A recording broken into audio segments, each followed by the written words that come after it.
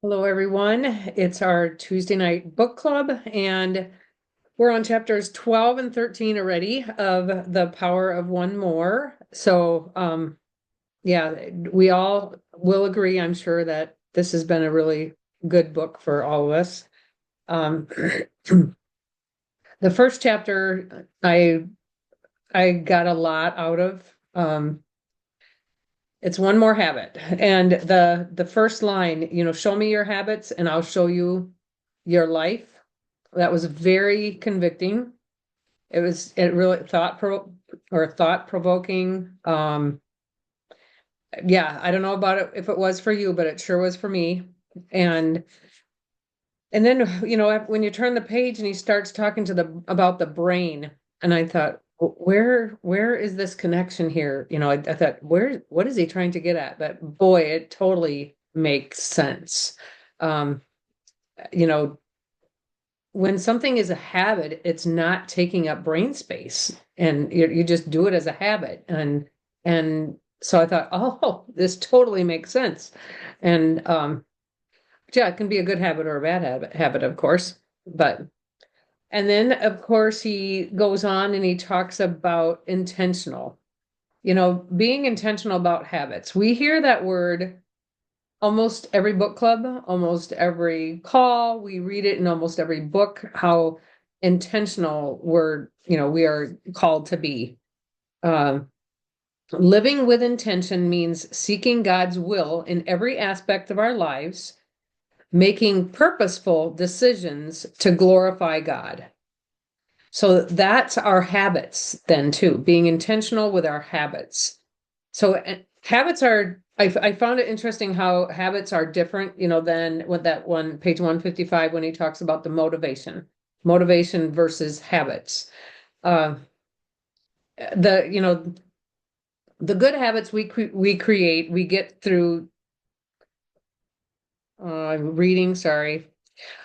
It's hard to go, there's some days that we really don't feel up to doing our business work, or even some of our life work, the laundry, like Chris was talking about.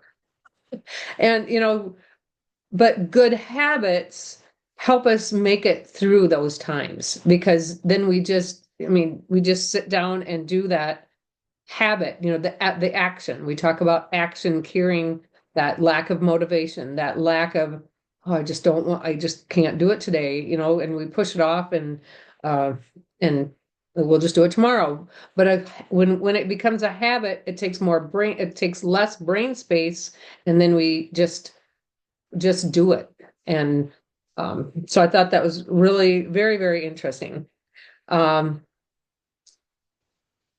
Yeah, basically habits, the taking the action, is what habits is basically doing. So, but yeah, let's also be real. We all have, well, I don't know if you have them, but I sure have some bad habits too.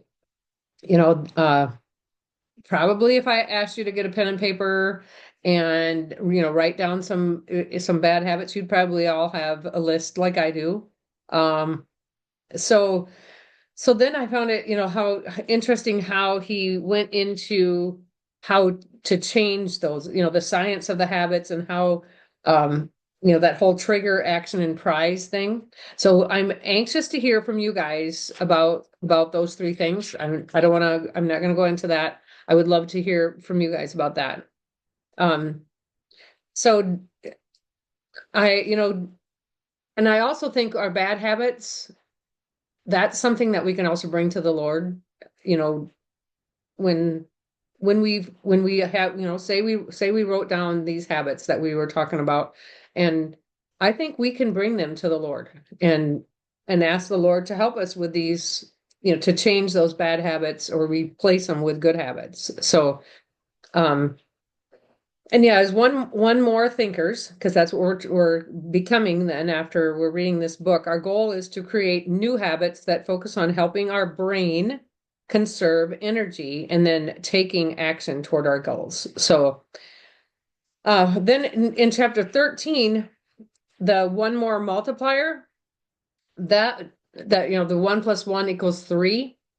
that really got me thinking about finding someone or looking for someone better than ourselves as a business builder or um yeah, that someone that can outrun us or someone that can be do better than us. That's kind of what I got out of. I mean, that's a very small thing that I got out of the one more multiplier. But we want to stick to our standards. We want their standards to fit ours. But then together as one more multiplier in yourself, you grow that vision and and it multiplies. And I think with humility, communication, we all can do that. We can, look for one more multiplier. So anyway, I don't have a whole lot of else that I want to bring up because I want to hear from you guys. So go ahead and unmute and just tell us your thoughts. I have to say the trigger part really resonates with me, as in so many areas of my life. But one of the things that I feel like in this business, we're constantly trying to get the trigger to go for people. When you first get your people products and they have to figure out how to start this new routine, right? And, whether that be pill containers, making things visual, all of that stuff. But something I've learned about the science of the brain is that in order for a habit to become real and continue to be able to make it an everyday thing, you need senses because your brain's pathways get stuck. They literally like do not keep going. It's like a rut. Like you're on this path and then it's a rut. And to get through the rut, you need to have a visual or you need to have a sound or you need to have so like this is why we track, right? This is why Chris was talking about getting back to tracking. This is why we do that to get our brain in momentum so that it becomes automatic. Um, and so I think oftentimes I see myself coaching people through, and I feel like I see myself saying the same things over and over when people are in that phase of getting things to trigger. And then the prize, um, I think that's something that I need to incorporate more with people and ask people like, what is something you will reward yourself if you can do this for 30 days right now? Like, what is it? It doesn't have to be food and it doesn't have to be whatever. Maybe it's a new product. But I love that our company builds that in with the perks, credits, rewards, for people who are being consistent. So, just in terms of what we do, that's where I was picturing this. Um, to be in this chapter, but this can happen in all different areas of our lives too.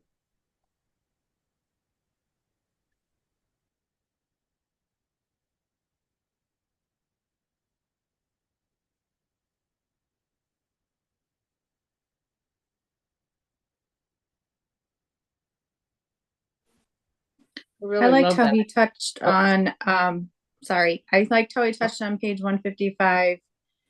Um, Forget inspiration. A habit is more dependable. Habits will sustain you whether you're inspired or not. And then a few paragraphs down, motivation and inspiration come and go, but rituals and habits are constant. Like we know this. And it made me think of events and convention. And, those are great things. They really are. But if you need that for motivation, if you need to always have an outside source of getting you going, that's actually not a good sign. Um, if that's the only thing that keeps you going, because your habits should be, in order to have a long sustaining business and a long sustaining um, success in this, your habits are going to be what keeps you going, not your motivation. And I mean, I know we've talked about that many times before, but he just reiterated it here too.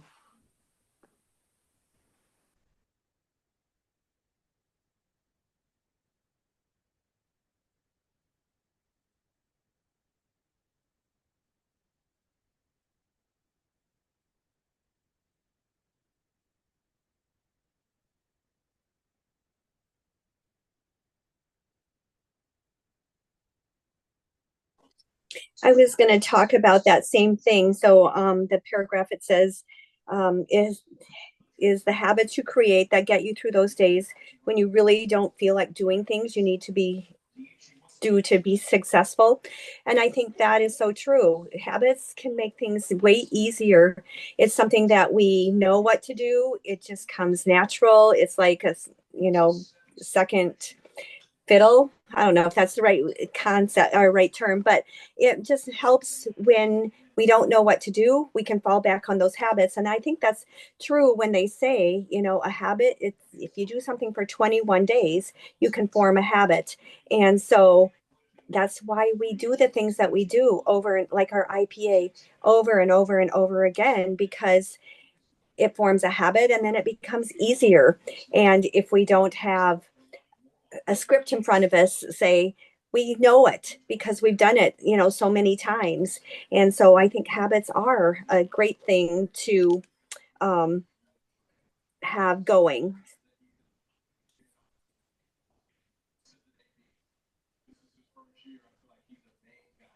I agree with that, Vicky, too. On being intentional about your habits, where it says, how will you calm your mind if you don't do the things you need to put you in a state of grace? So I think of that on like doing your IPA, if you got so many things on your to-do list and then you're just like, oh, how am I going to fit this in? But if you have those times and your habits of doing things, I like routine. So if I do things the same time each day, I can get, the big things off my plate and then be more in that state of grace, where you say, okay, whew, I got that done. But yeah, just doing the habits. And of course, every day isn't going to go as planned because such is life. But yeah, just building those habits that we can be intentional about our time and doing those good things.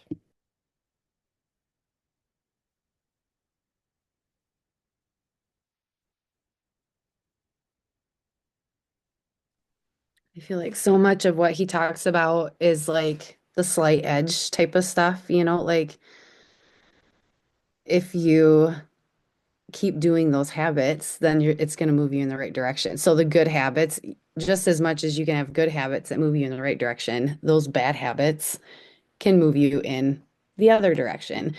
And yeah, he talks about on 161, understanding that hardwiring your brain to develop new pathways requires repetition. Because I think so many times we just live in a quick fix society and we forget that with everything, it takes time. So much of it takes time. And instead of, um, yeah, the Mark Twain quote, a habit cannot be tossed out the window. Like, oh, it didn't. And we talk about that with results too. Like just because you send those messages, like, and you get a bunch of no's or crickets or whatever, like you don't just say, oh, that's not working, I'm going to switch it and do something else. You have to continue and keep doing things. And it's always good to evaluate, but um, I just love like it must be coaxed down the stairs a step at a time. So like you have to just keep going. And that doing that daily action, making the choice to do the right actions on a daily basis, that's where those habits form. So, it's no different than it's everything, every habit in life, like treating this like a regular job and a regular business as, rather than I'm just going to do it when I feel like it, or I'm in, I'm out, I'm in, I'm out. Well, then that's the results you're going to get. You're going to get the in and out results too. So, um, practicing those habits on a daily basis and not stopping.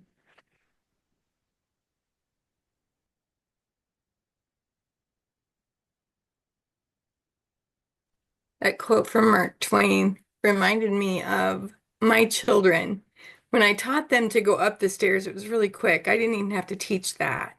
But to teach them to come back down the stairs in a way that they weren't going to get hurt without falling, and teaching them not to fear that step.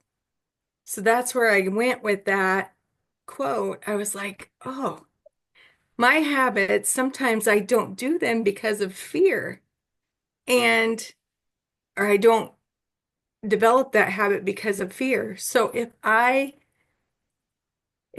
coax myself down one stair without fear of doing that, I'm gonna eventually get there without the fear. So that's what I was thinking about when that quote came up.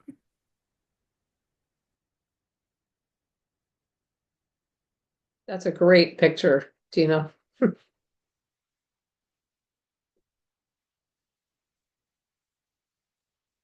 Okay, I have to talk about one more thing. So in chapter 13, right, the one more multiplier, I read, and I remember reading this before, but it just hit me differently.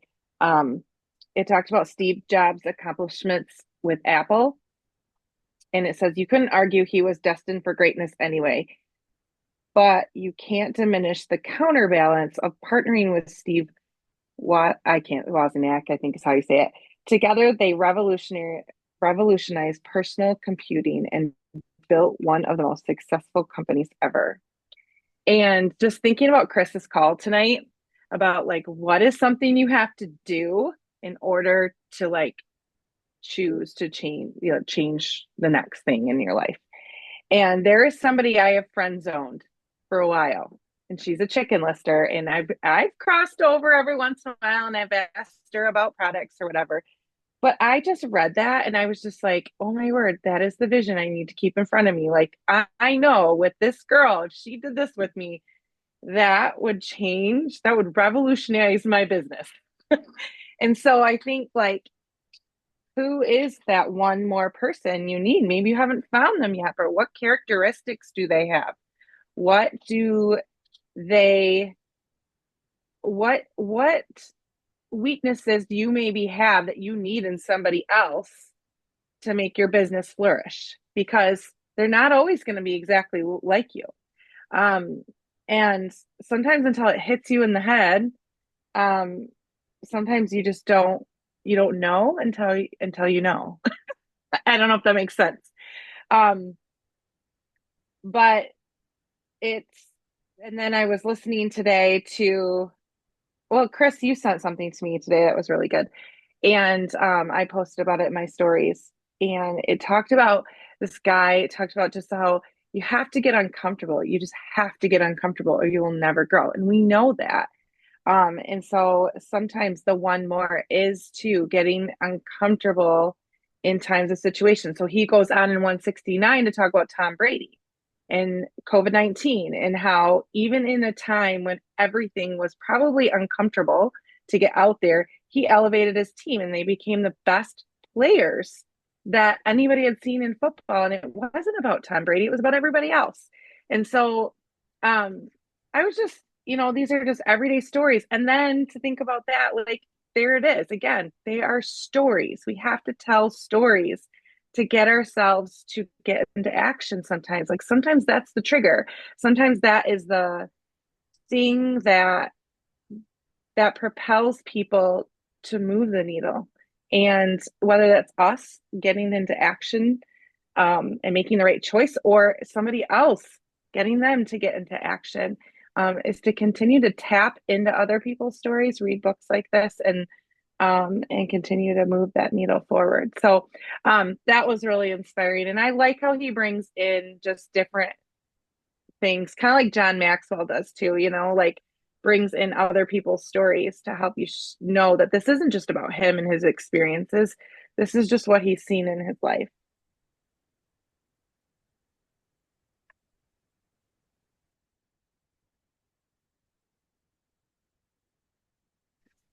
So a couple things that stuck out to me in the second chapter, the one more multiplier, was also, that was so good, Kristen, but was also referring to Brady.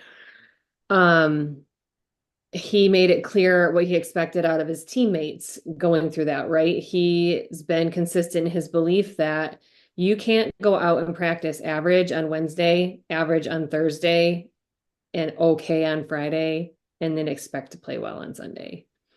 And that goes with habits, just like Chris's team call. And it goes with so well with our business and our IPA and our, what we're doing here. Like if we're not showing up Monday, Tuesday, Wednesday, because we just don't feel like it or whatever, and then we can't expect to earn the next incentive or rank up or get team members because, or grow our team or have our team follow us because we're not showing up.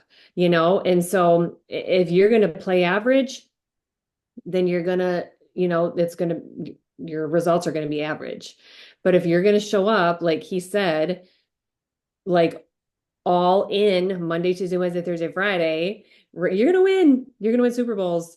You're going to win championships. You're going to, your team's going to excel and beat even. And then the quote, on the 171 at the bottom, two people or a team of several people in sync with their standards and goals often rise and defeat more talented teams that don't possess the same dynamics.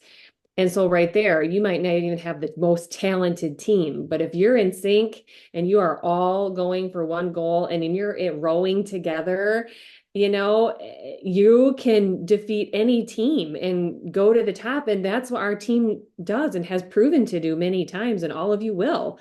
You got to keep that, that fire and that showing up every single day and showing your team that. And, it'll make a huge difference. So, yeah.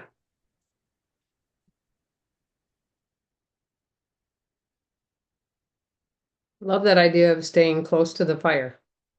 I mean, we've been hearing that, but love that idea.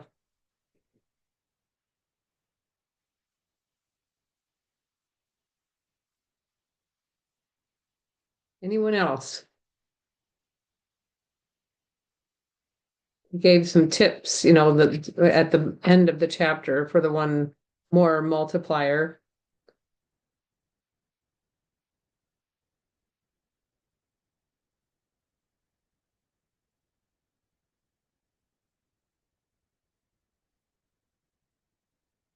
One of the things that I saw was leaders don't create followers, they create more leaders. So that was something that I think we can think about.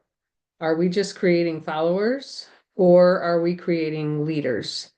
I think maybe that's a little bit of a heart check and a gut check for me. And so yeah, just something for me to think about anyway.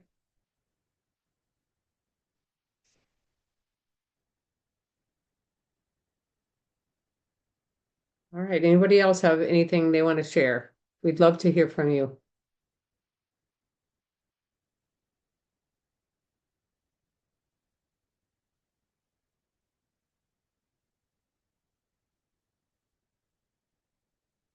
Otherwise, I'll end with a couple different quotes that I was just looking, because the habits chapter really struck me, how habits, yeah, that whole brain space, it doesn't take brain space, and so anyway, but then also how it connects to our character, how we want it to, we want our habits to align with our character. So our character is basically a composite of our habits because they are consistent, often unconscious patterns. They constantly daily express our character. So that, that's a quote that talks about our standards, our character, and habits. So and then the last one, acknowledging the unproductive thoughts and ineffective behavior that you've tried to ignore can be uncomfortable. But stepping out of your comfort zone and choosing to proactively address bad habits will skyrocket your ability to create long-lasting change.